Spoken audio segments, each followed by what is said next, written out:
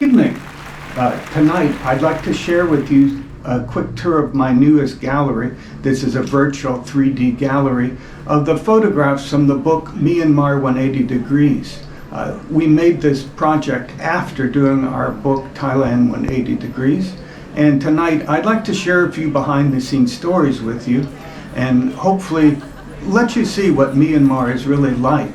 I know in the aftermath of the horrible earthquake that happened there almost a month ago, many of us have kind of a negative view, and for me, I can't even look at those photographs, and I'd like to give something positive to focus on and make these photographs available to NGOs and anyone that's trying to raise awareness about the beauty of Myanmar and how it's important that we repair this beautiful country. Let's get started. Myanmar 180 Degrees was actually our second project. We'd already published our Thailand 180 book at the time we started. If you want to learn more about our projects, just go ahead and click on this QR code.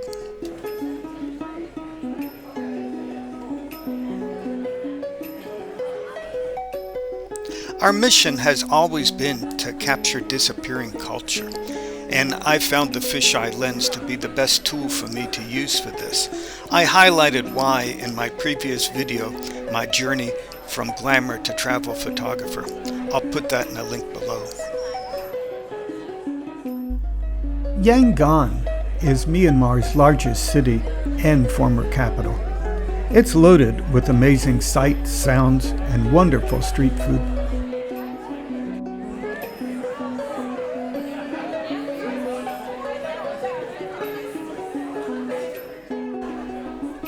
May I take your photo? Just do what you just did. It was perfect. Ah, thanks. Yangon and the surrounding cities are a photographer's dream. Every moment, every day, the landscape just got more and more incredible.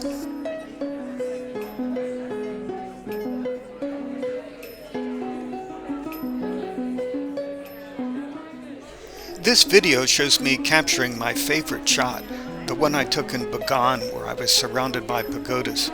I actually found it from a hot air balloon tour the day before.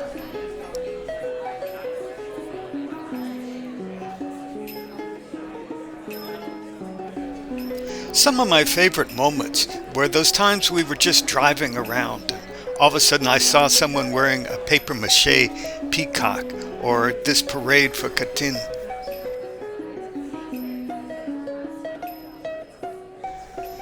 The Mon State is located in southeastern Myanmar, and it's known for its scenic coastlines with the beautiful sunsets over the Andaman Sea.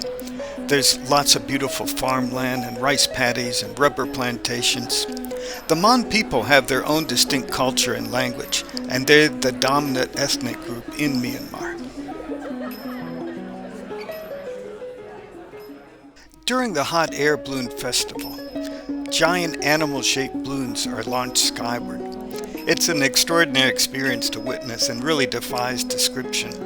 We have a separate video about this. It has over 11 million views. I'll put the link in the description below.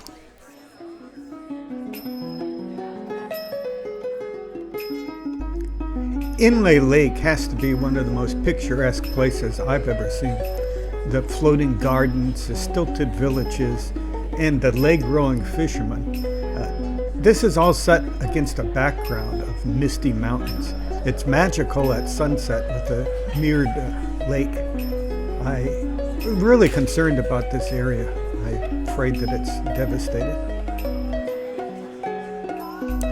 Malamyine is a port city in southeastern Myanmar, and it's known for its colonial-era architecture, vibrant markets, and a scenic waterfront.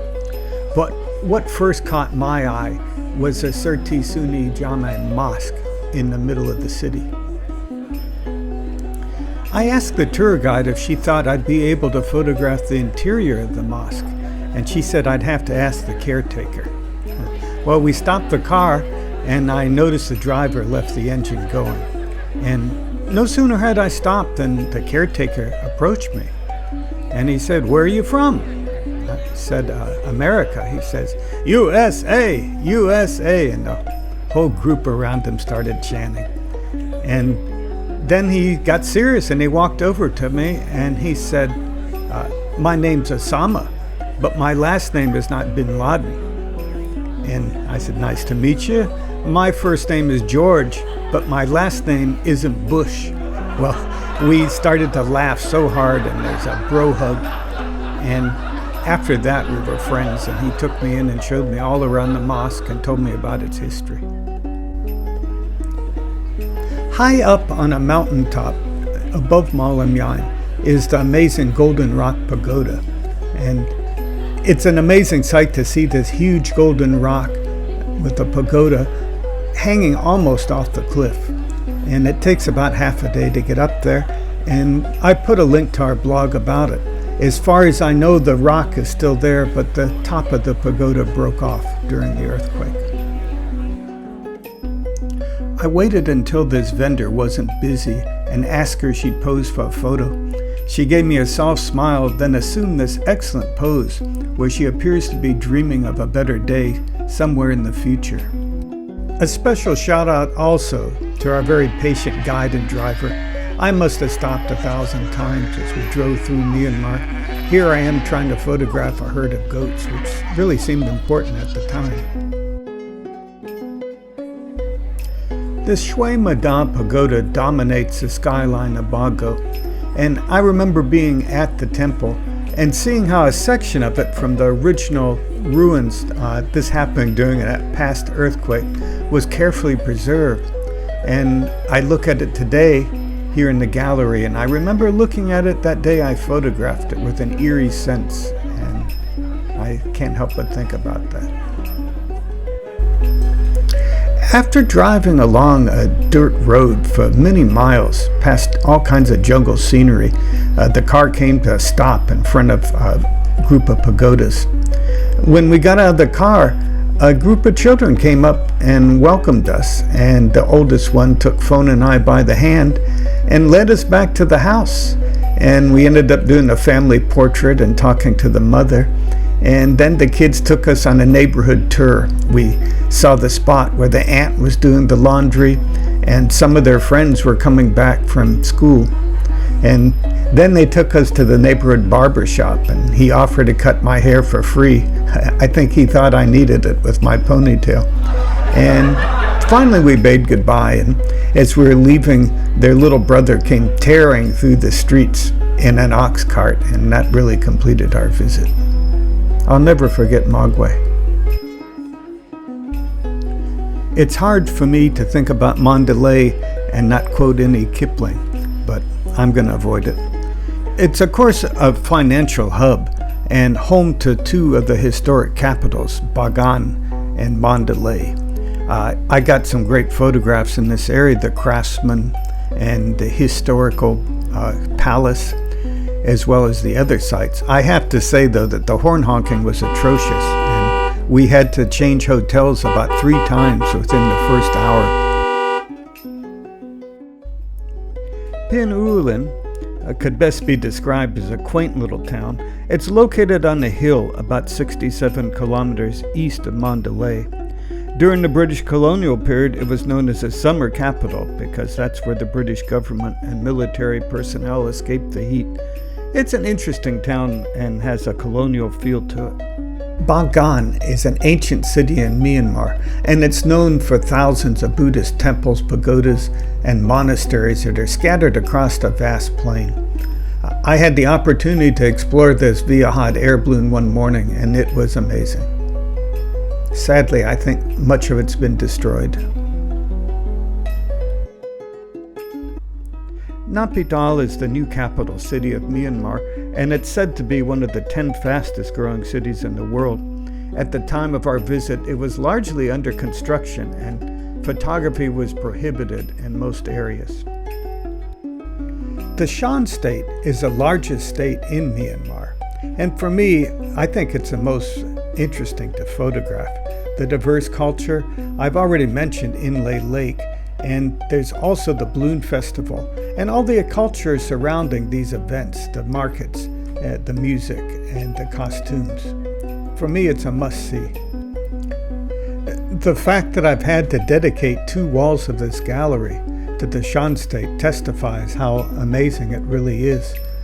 I mentioned already about the fire balloon Tazong Dieng Festival.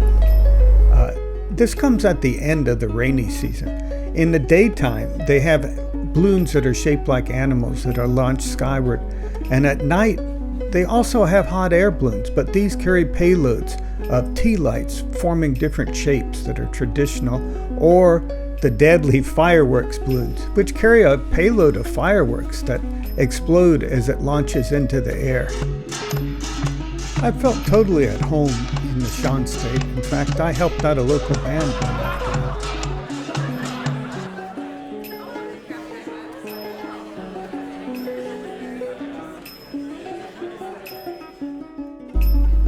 Last but certainly not least is the Sakai region. Some noteworthy attractions include the Lei Jun Set Ja, a 31-story building within a golden Buddha statue that showcases paintings depicting Buddhist cosmology. The Po Win Dong Cave Complex. This is comprised of 900 man-made caves, mainly from the 14th to 18th century. And these are adorned with numerous Buddhist statues, mural paintings, and sacred geometry patterns. Finally, the Sambu Da Paya is a modern Buddhist temple complex built with unique architecture. Inside, over 500,000 Buddha images, large and small, decorate the walls. We added 2 more. Thank you for your attention. I hope you enjoyed our tour of our virtual gallery. I suggest you go back on your own. I'll put the link in the description below, and you can go back through this gallery. So feel free to make some purchases in the gift store. Click like and subscribe, and share the video with someone who's trying to help Myanmar. Thank you.